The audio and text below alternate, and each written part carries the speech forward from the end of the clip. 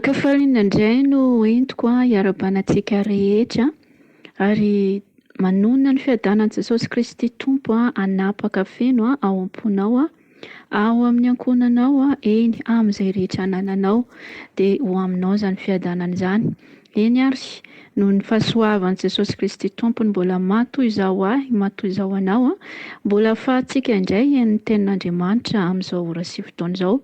Ka ny tenako no voatendry solon-tena hitondra an'izany sakafom-panahy izany dia andao ary tsika hiaraka hivavaka alohany hianotsika an'izany teny izany dia apetrakintsika am-pelatanan'ny Tompo izany satria didin'ny Tompo mihitsy no miteny hoe na inona atao dia atao amin'ny anaran'i Jesosy izany, ka tsara mihitsy hoe mametraka an'izany am-pelatanan'i Jesosy tsika alohan'ny andrenesantsika an'izany mba ny tenako izay hitondra ny teny solon-tena dia fitaovana ihany dia hoe ny fanahy masina mihitsy no ampiteny indray ary ho anao izay mandray dia tena hoe ny fanahy masina izay mampiteny indray hanokatra ny masom-panahinao ary tena hoe ahazo herintsika ao anatin'izany fianonan'ny ten'Andriamanitra izany ka andao ary tsika hiara hivavaka amin'ny anaran'i Jesosy. Aleloia. Ry Rainay Masina tsara indrindra izay velona mandrakizay mitoatra any an-danitso, arahinay ianao amin'ny anaran'i Jesosy Kristy Tompo. Mbola misaotra midera mankalaza sy manome voninahitra ny anaranao Jesosy raha mbola nomenao indray izao ora sy fotoana izao ahafahako hitondra ny teninao, mankasitraka amin'ireto olonao rehetra izay mandre afaka hiaino an'izany teninao izany satria noho ny famindraponao Jesosy ny fahasoavanao mbola ahafahanay tsirairay avy indray handre izany teninao izany ka anio ary Jesosy manaiky aho hitondra ny hafatra aho ho an'ny olonao dia midirena Jesosy fa voninkianao anao izahay mangataka anao fanahy masina mba tena ameno ary anao ka ianao ny ampiteny indray omeo ny lehilahy nefa mahay fanahy masina mba ahaizako hiteny ny teninao, ahaizako hitory ny sitraponao ka ny mpangala teny fahavalo dia tsy ambinina tsy hanakaiky tsy hanam-pahefana na ho an'ny teny izay holazaiko eto na ho an'ireo izay mandray dia tsy hanam-pahefana izany Jesosy fa hifantoka ny tsirairay avy ary ny teninao hoe hanokatra ny masom-panahy ny tsirairay indray, hanome hery ny tsirairay indray amin'ity anio ity mba ho voninahitra ny anaranao irery ihany ilay tompon'ny teny ary midirena Jesosy mahalala fa voninkiano izahay mpanomponao rehetra amin'izao ora sy fotoana izao ka dia ho anao ny tera, ho anao ny asa sy misaotra ny voninahitra mandrakizay misaotra Jesosy malalo. Aleloia. Amen. Ia, ny tenin'Andriamanitra izay renesintsika dia mitondra ny lohahevitra hoe ny fahamasinana araka an'Andriamanitra. Ny lohahevitra moa dia mitondra an'izay hoe fahamasinana araka an'Andriamanitra izay izay hitantsika atao amin'ny Petera 1:15 ovakiko ny teny ny amin'izay hoe amin'ny anaran'i Jesosy. Petera 1 tsika 1:15 no vakintsika amin'ny anaran'i Jesosy dia mivaky toy izao ny tenin'Andriamanitra manao hoe fa araka ny fahamasinana ilainy antso anareo dia aoka mba ho masina koa ianareo amin'ny fitondran-tena rehetra. Amen. Izay no lohahevitrintsika momba ny fahamasinana fa ny lohateny kosa dia ny hoe olona voatokana. Ny olona masina izany, olona namasinan'Andriamanitra dia olona voatokana. Hijery totokintsika satria isika dia atao hoe zanak'Andriamanitra. Ny zanak'Andriamanitra moa dia ny atao hoe olona masina dia olona efa niala tamin'ny fahotana. Raha nanaraka tsara an'izao pazy izao ianao, nanaraka tsara an'izay toriteny rehetra tato dia nandresitsika nandritra indray volana ny lohahevitra ny hoe fibebahana ary tena hoe mino fa nandray daholo tsika izay rehetra nandrian'izany fanentanana lohahevitra ny hoe fibebahana izany ary izao indray tsika dia miditra ny hoe fahamasinana satria Andriamanitra dia masina ka tokony masina koa isika rehetra izay natsoin'Andriamanitra natokana ho an'Andriamanitra. Ny olona masina moa dia olona efa nibebaka, olona nateraka indray olona voadio tamin'ny ran'i Jesosy Kristy Tompo olona izay manana ny fanahy masin'Andriamanitra izay fonena ny fanahy masin'Andriamanitra izany hoe mionona ao anatin'ilay fanahin'Andriamanitra, ilay sombin'Andriamanitra dia ao anatiny atao hoe olona masina.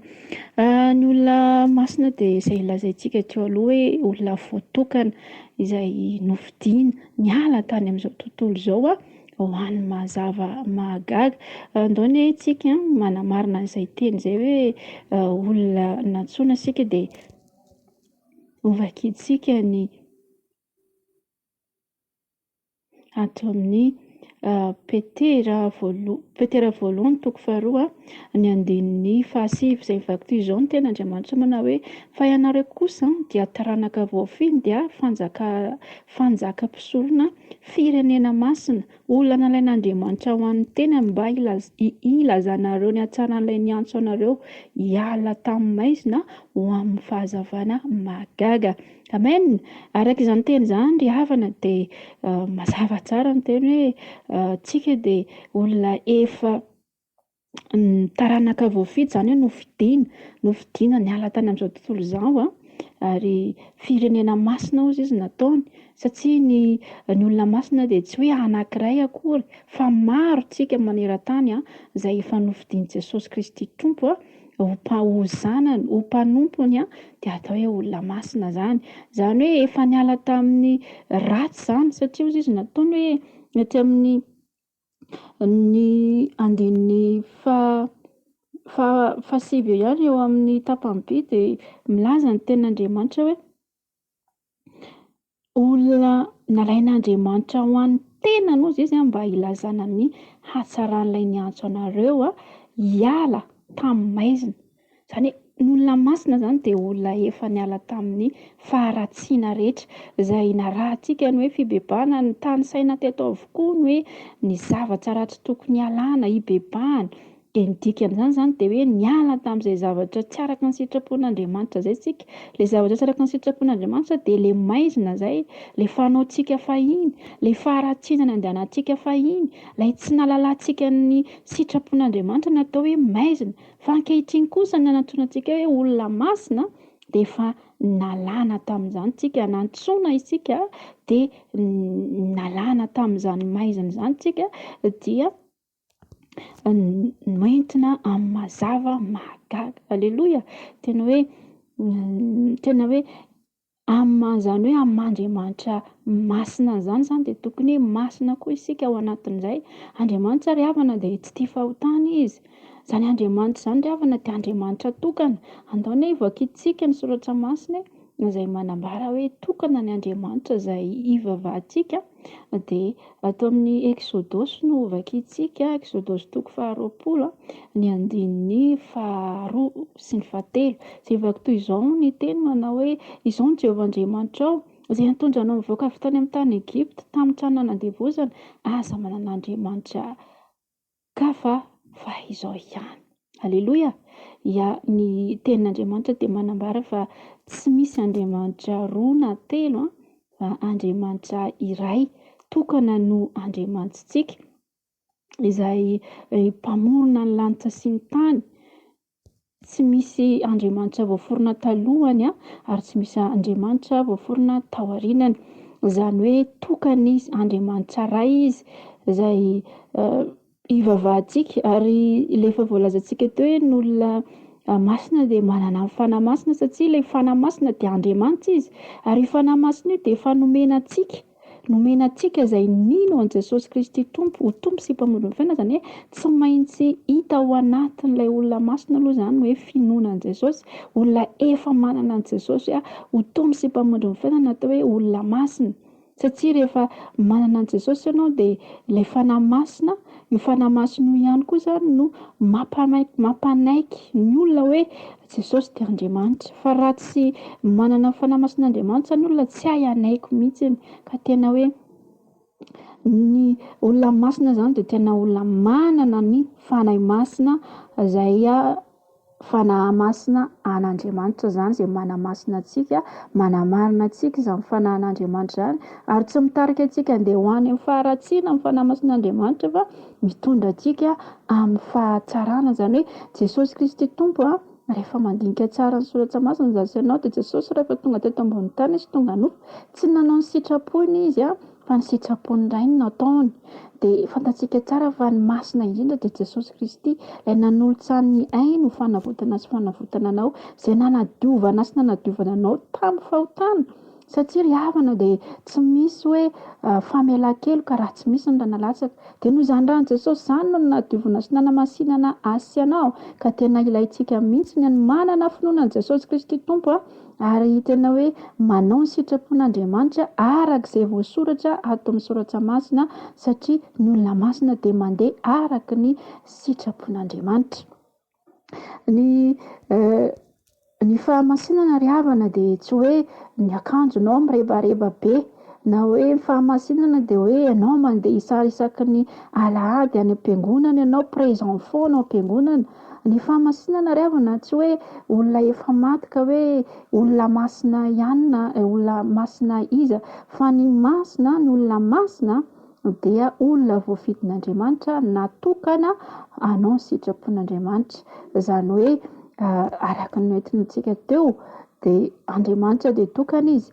Andriamanitra tsy misy roa na telo fa iray zanaka ary fa ny masina dia iray ireo, fa tsy hoe telo samby hafa akoriny. Dia tahaka an'izany koa isika rehefa manana ny fanan'Andriamanitra, tsy mandeha hoe manompotompo roa, fa rehefa hoe Andriamanitra dia Andriamanitra, tsy mivily amin'ny ankaviana amin'ny ankavanana, fa izay voasoratra ny ten'Andriamanitra no andehanantsika. Izay sitrapon'i Jesosy no ataontsika, izay anirà no andehanantsika. Tsy manao ny izany olona masina zany tsy olona araky ny nofo intsony izany, fa olona ara-panahy. Izany hoe ny ara-nofo izay fantatsika fa manao ny filàny izao fiainana rehetrarehetra izao, izay tiany rehetra dia ataony avokoa, izay tiany nofo io dia tanterahany. Fa rehefa ara-panahy tsika dia maninona mikatraka ny any ambony. Ny any ambony indray no katsahan'izany olona masina izany, satria ilay fanahy masina ao anatiny mihitsy no mampiazakazaka azy handeha hanao an'izay sitrapon'Andriamanitra izay, hikatsaka ny any ambony fa tsy ny etỳ an-tany intsony, satria ilay nofo dia efa novonoina tamin'ny alalan'i Jesosy Kristy Tompo ny ara-nofontsika, izay voasoratra atao amin'ny Petera 1 izay, Petera 1 1:23, izay mivaky toy izao moa ny soratra masina, manao hoe Petera 1 toko voalohany andininy faharoa amby roapolo sy ny fahatelo amby roapolo no vakintsika amin'ny anaran'i Jesosy, manao hoe satria efa nodiovinareo ny fanahinareo tamin'ny fanarahana ny fahamarinana ho amin'ny fitiavan-drala tsy miangatra dia mifankatiava fatratra amin'ny fo, fa efa teraka indray ianareo tamin'ny voa, efa teraka indray ianareo tsy tamin'ny voa mety ho lo, fa tamin'ny tsy mety ho lo, dia ny tenin'Andriamanitra izay velona sady maharitra. Aleloia! Izasy ianao izay atao hoe olona masina ry havana dia olona efa nateraka indray tamin'ny voa tsy mety ho lo. Inona moa ilay voa? Ny voa dia ny fanahy masin'Andriamanitra izay ao anatiko sy ao anatinao io fanahy masina io, niteraka antsika io ary tsy mety ho lo io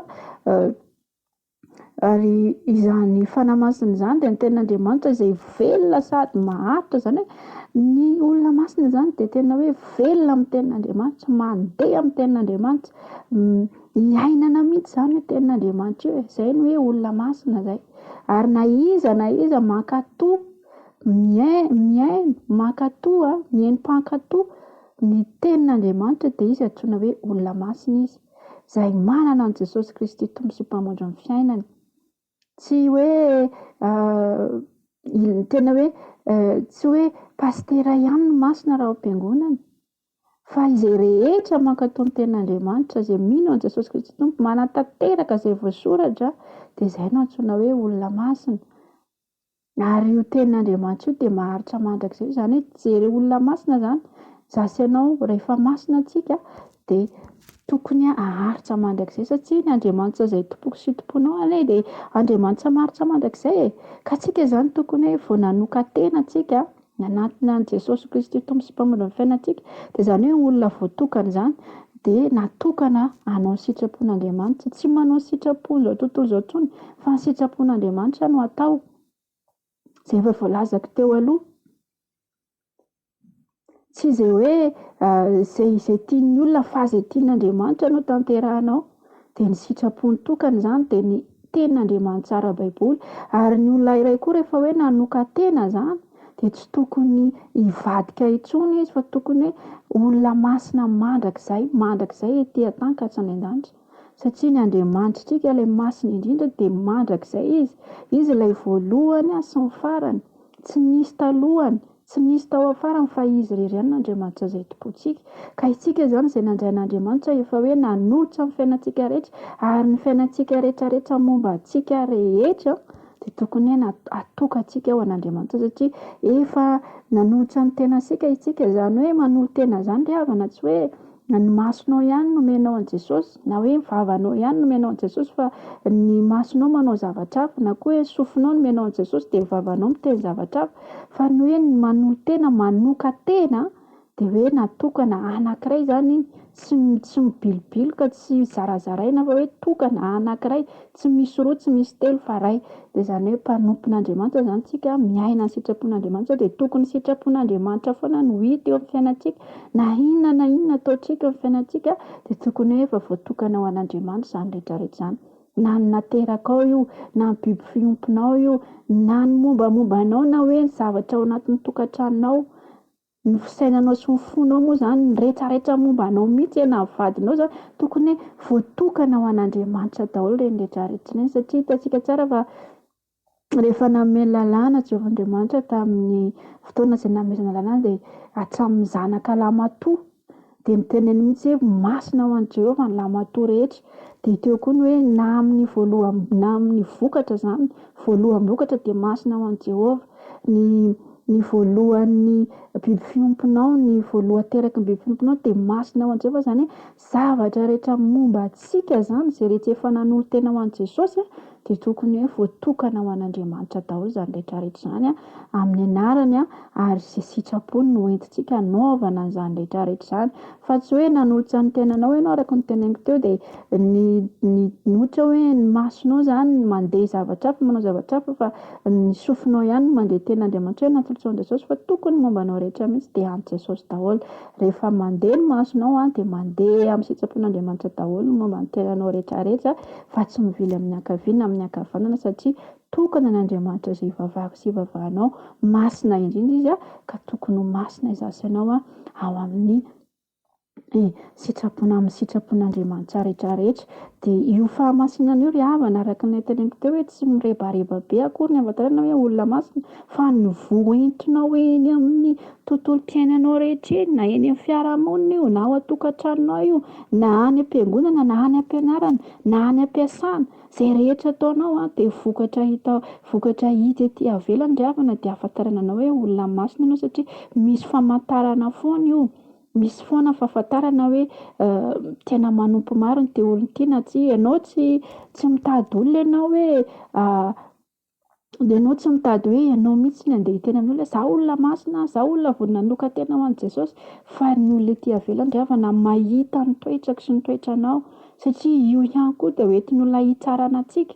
Itsika zanak'Andriamanitra izay fanohamasinana natokana ho an'i Jesosy ry havana dia hoentina hanome voninahitra an'Andriamanitra ny antom-pisiantsika, ny fidianana antsika, hanandratra azy sy hanome voninahitra azy, hitaona olona amin'ny fandrakana.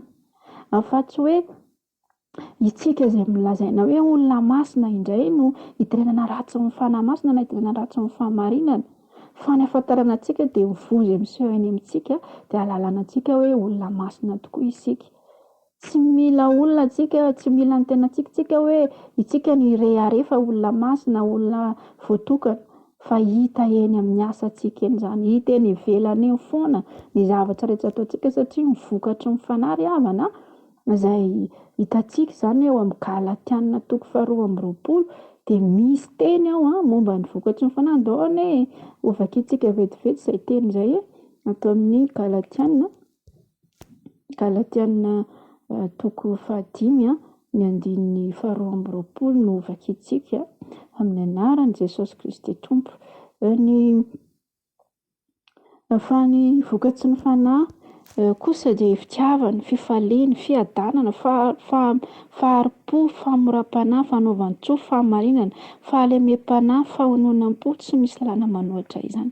Hitantsika amin'izany, hita misy voany foana io fanahy masina io rehefa ao anatintsika, satria tsika ilay antsoina hoe olona masina dia voatanisa mihitsiny izay hoe ny vokatry ny fanahy masina, izany hoe ny vokatra izay hoentin'io fanahy masina io dia hita eny ivelany izany satria ry havana anie dia izao hoe ny hazo ry havana dia tsy mamoaka hoe karazany be dia be ny hazo anankiray.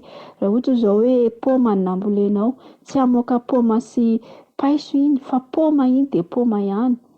Na hoe hisy karazany voany anankidimy na efatra ny amin'ny hazo anankiray fa anankiray izay nambolenao ihany no tsy maintsy hitanao amin'ny voany eo. Dia ohatran'izany koa ny loharano ry havana, ny hoe loharano mivoaka rano madio, tsy hivoaka rano maloto mahitsy ny loharano fa madio foana mivoaka eo. Dia tokony izay izany no hita amintsika izay atao hoe olona masina, atao hoe olona voatokana, dia tena hita eny amintsika eny ny voa. Ary rehefa hita ny voa dia na dia tsy hiteny ary ianao, na dia tsy hitory ary ianao fa ny fomba fihetsika fotsiny dia mety ambabon'ny olona iray hitarika olona amin'ny fanjakan'Andriamanitra hoe tena tsara tokoa izany hoe manoka tena ho an'Andriamanitra izany. Ary ny olona koa dia mahita anao hoe tena niova marina iny olona iny. Tena ohatran'izao iny taloha fa tsy izao intsony izy ankehitriny satria izany olona masina izany dia olom-baovao. Olona vaovao izany, tsy olona nofa fa olona fanahy, olona ara-panahy. Izay efa notany saiko tamintsika teo ny vokatry ny fanahy tamin'ny Galatiana 5:22. Dia hita eny amin'ny zanak'Andriamanitra izany.